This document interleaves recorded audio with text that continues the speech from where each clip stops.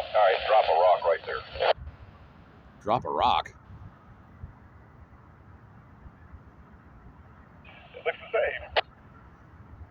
Exactly. I think my spot moved. Quit using parked cars.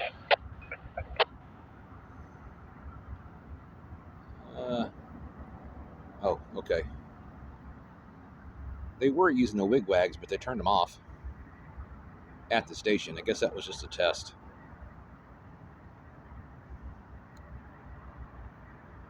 I call them wigwags because that's what they do. Like emergency vehicles, but alternating ditch lights? I don't know what they call those things. I know so little.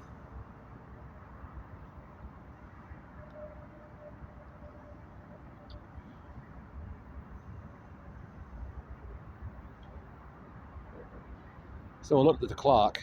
I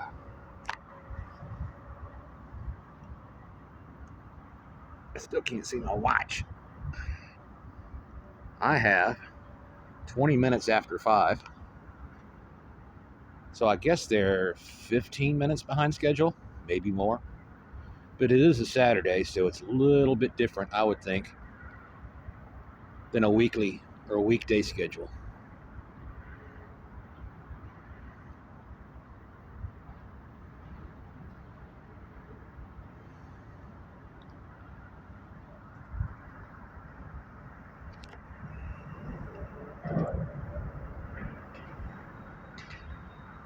Sure, it's pretty overcast, and it's probably a little bit lighter than it looks, but it's pretty early in the morning.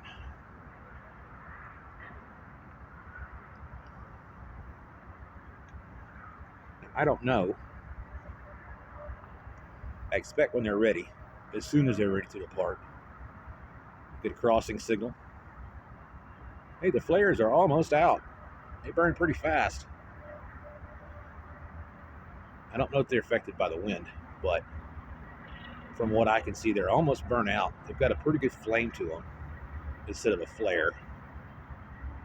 So they didn't last 5 minutes, I don't think. I've managed to collect a couple by happenstance. Look at that. One's already out.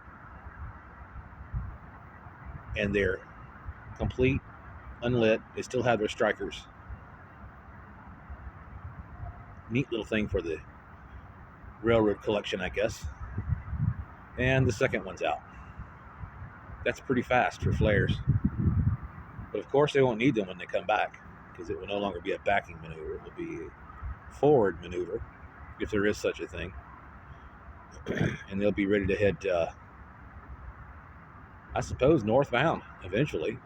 Run up through Ashland and then points farther northeast, for the Northeastern Regional.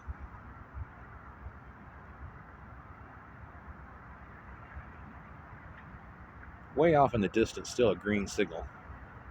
I know the phone doesn't pick it up very well, but it's green. Red top, red center, green bottom. Some of you know what that means, the kind of approach. I think it's a slow approach, but don't quote me on that. This particular area is only supposed to be about 10 to 20 miles an hour, I think. And it's a pretty slow run for anybody. Doesn't matter if it's CSX or Amtrak, unless you're light power. And it's a little faster because I suppose they're not loaded.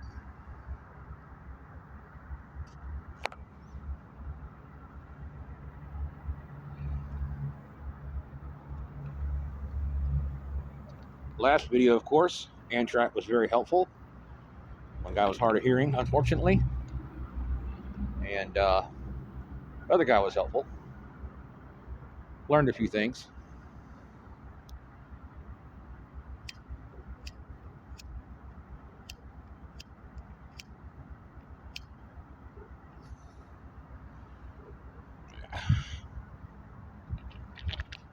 Personal flare doesn't seem to work too well this morning, but that's all right. It did do the job. I'm gonna quit one of these days.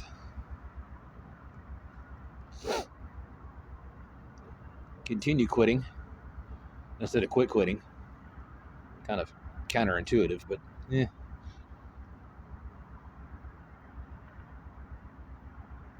I guess the easiest thing to quit is quitting rather than to continue. What? Okay, it's just too early. Still not enough coffee.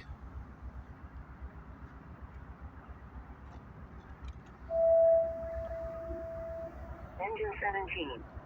Allergic reaction. To what? 111 East 34th Street. Engine 17. Allergic reaction. 111 East 34th Street. Cross streets are McLaren Street and Bacon Avenue. Contact Channel 2. Timeout 0522. Well, they're taking their sweet time. One can only wonder why.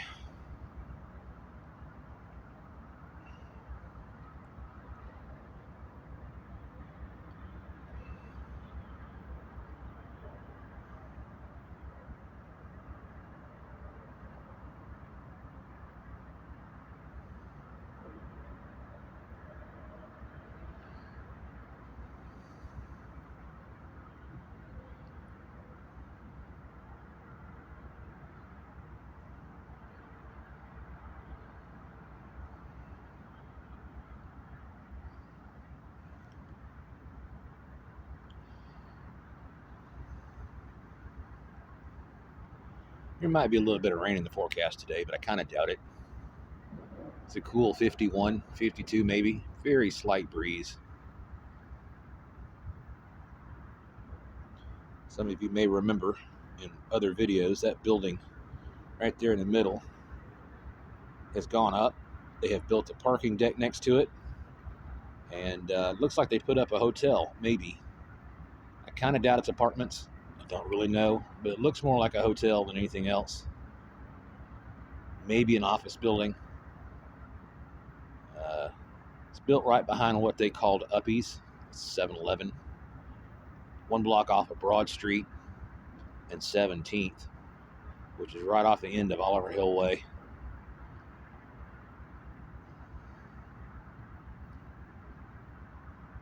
Not a bad neighborhood, I don't think. Great for business, right outside of downtown, right off the interstate.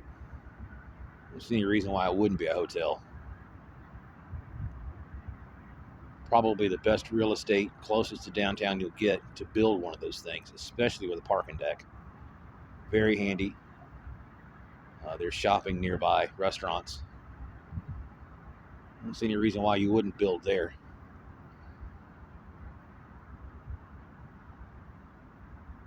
I think there is a, not necessarily a vacant lot, but what they're using for parking right behind the Uppies, 7-Eleven, Exxon. That's the easiest way to identify it. Or maybe it's now Sunoco.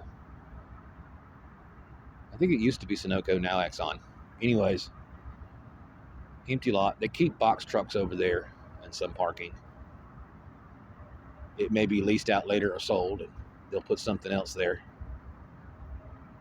There may have even been some question as to whether or not they could build so tall in this area.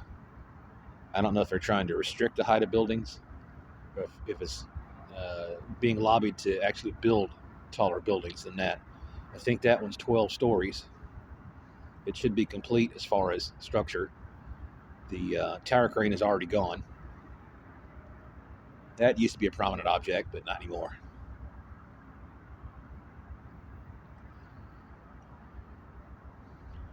That red obelisk has been gone for maybe almost a week now. Maybe not. Used to hear those crane operators a lot. And many others. There's 2 more tower cranes in that general direction. They may have already taken down one from what I've seen. And they've taken down the Dominion Energy building. I think at 5th and Cary. Maybe 6th and Cary. That general area over there. But it's gone. They've been working on that for about a month. They've since torn it down and hauled it off. It's pretty darn quick, I would say.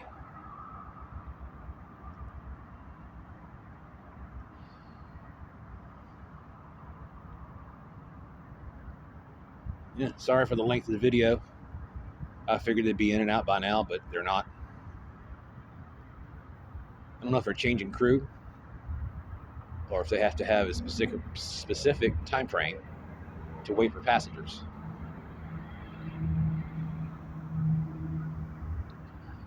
I'm out of coffee, and it's getting a little cold, but I don't mind it too much. Quick walk back to the apartment, grab another cup, upload the video, and it'll be ready to watch.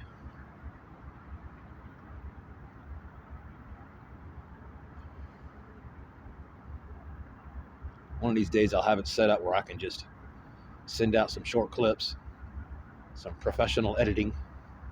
I don't know.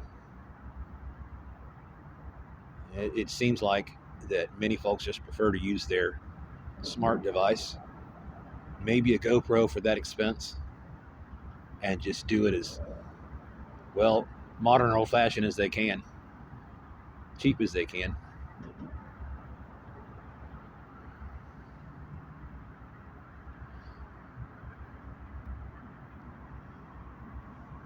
Point and shoot seems to be easy. I think it's all relative to the kind of quality camera you use. And I understand even the dash cams across the spectrum, pretty much all the same on the inside. They might change a lens, but everything else is pretty much from the same place. So I guess in my mind, they all work the same. Fortunately, we don't have a whole lot of helicopter traffic, and the main pad is still closed. They've been using the helicopter pad at the Children's Hospital a lot lately. In fact, the other night, maybe Friday night, Thursday night, heck, we had 3 helicopters in the air trying to get in, one after the other. They were so busy, and I've seen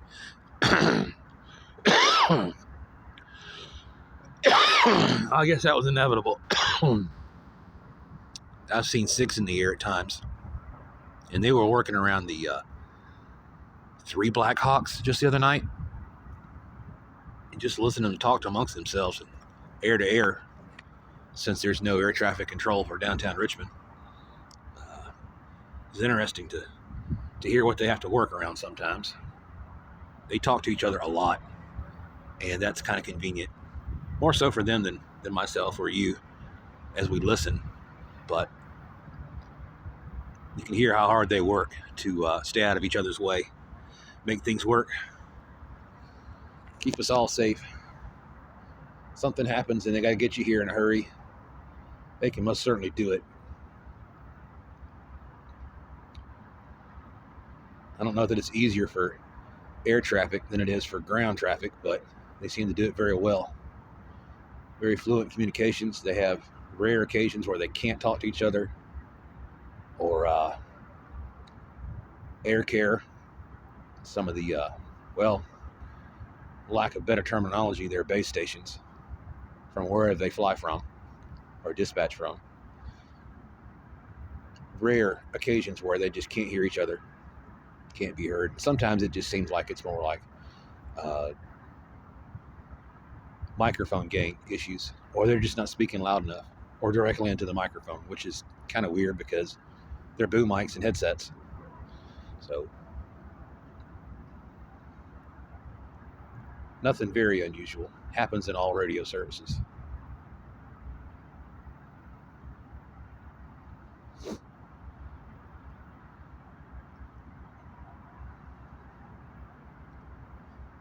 Well, I think I'm going to end this video here, but once they begin their maneuver again, I'll pick up with the next shot and move along. Hopefully it won't be too long before they get back up the rails again. So I will talk to you then. See you soon.